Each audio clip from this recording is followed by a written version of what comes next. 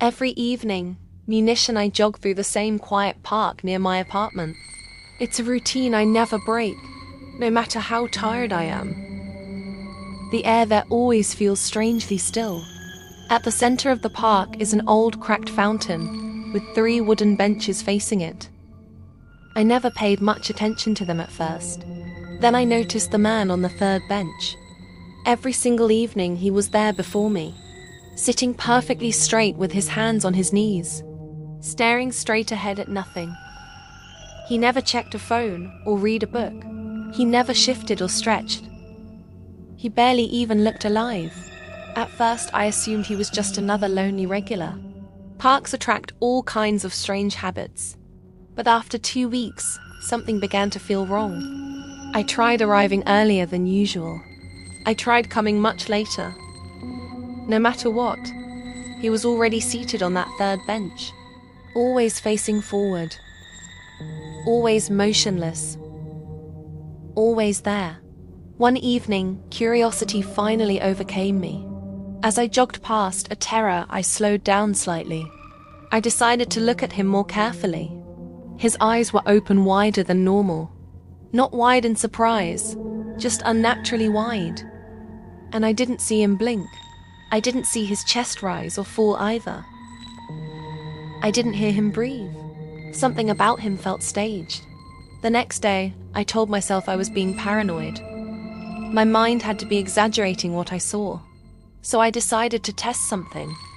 As I ran past him that evening, I raised my hand and waved. It was small and hesitant, almost uncertain. For a second, nothing happened. Then, very slowly, his head began to turn toward me. The movement was stiff and unnatural. It wasn't smooth like a normal person turning.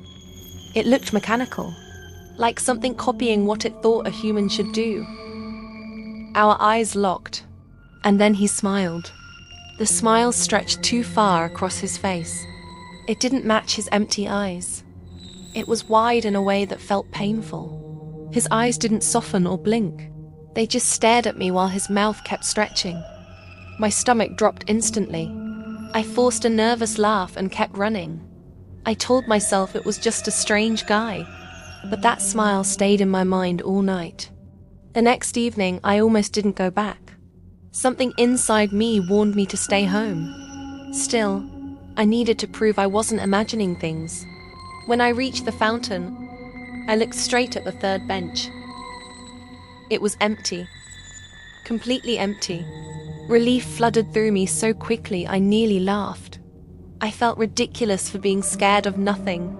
Maybe he had simply stopped coming. I continued jogging, letting my breathing settle into rhythm. Inhale. Inhale. Exhale. That's when I heard another set of footsteps behind me. Perfectly timed with mine.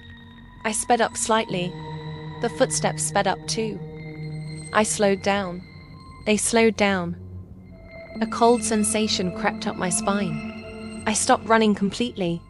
The footsteps stopped at the exact same moment. I could hear breathing behind me. Inhale.